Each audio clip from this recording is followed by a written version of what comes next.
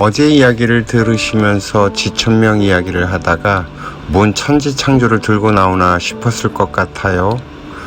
너무 황당한 이야기를 쏟아낸 건 아닌지요. 오늘은 그래서 어쩌라고 하는 질문에 대한 이야기를 좀 해보려고 합니다. 어제 이야기했던 것처럼 천지와 이는 본래 하나로 같이 있었습니다. 이걸 천부경에서는 일시무시일 석삼극 무진본이라고 표현을 한 것이고요. 또 성경에서는 에덴 동산이라고 표현을 했고, 우리는 다시 하나님 품으로 돌아가야 된다고 이야기를 했던 것입니다.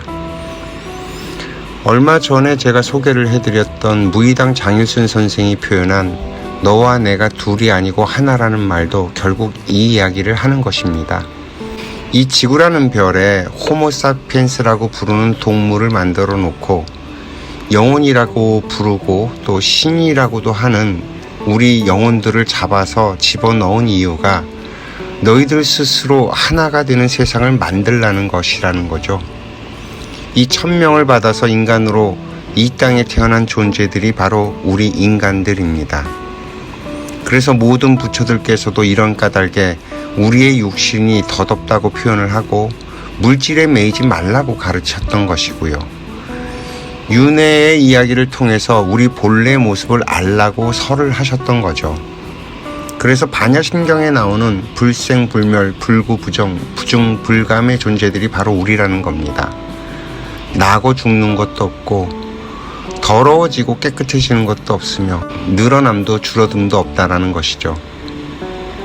그것이 우리의 영혼, 바로 우리 인간의 본체라는 것입니다. 우리들이 인간으로 올 때 과거의 기억들은 깨끗하게 지워버리고 아무것도 모르는 상태로 보내는 이유는 이미 육신으로 살다 나온 영혼들은 자신들의 몸에 집착을 해서 때가 묻었기 때문이며, 이 집착에 매여 있는 영혼들은 오랜 동안 인간의 육신을 받기가 어렵습니다. 그래도 어느 정도 집착을 털어냈을 때가 돼서야 중천이라고 하는 곳에 가게 되고 인간의 육신을 받을 수 있는 준비가 어느 정도 된 것이라고 보는 것이죠.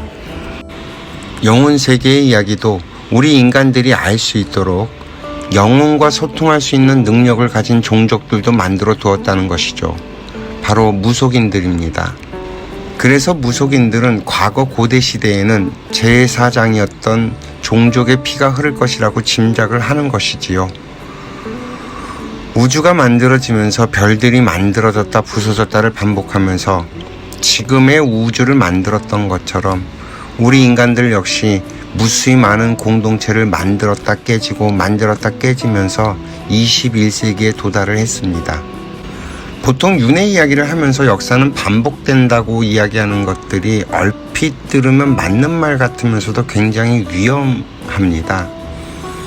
왜냐하면 지금까지 인류는 지구 전체를 연결시켜 하나로 작동하도록 만들었던 적이 없습니다. 그동안엔 각 대륙별로 흩어져서 그 안에서 뭉쳤다 흩어졌다를 하면서 발전해 왔고, 20세기가 들어서면서부터 지구별 전체를 하나의 판때기로 만드는 작업이 완성되었으며, 이제 다시 인류가 충돌을 하게 되면 전 인류가 망하게 된다는 것을 세계대전을 통해서 각인시켰습니다.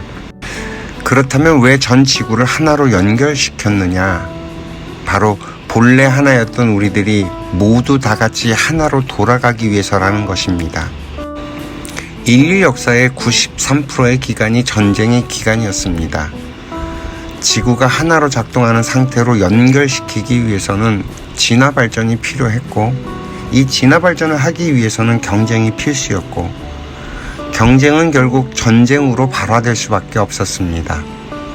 이것이 지금까지 인류의 역사였던 것이죠.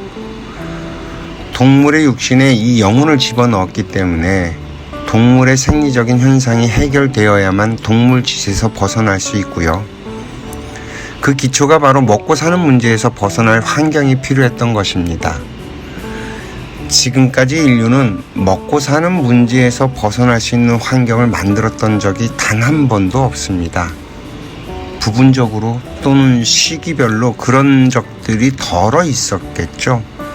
그러나 전 인류가 다 같이 먹고 사는 문제에서 벗어날 수 있는 환경이 가능해진 것은 지금 우리가 살아가고 있는 21세기가 되어서입니다.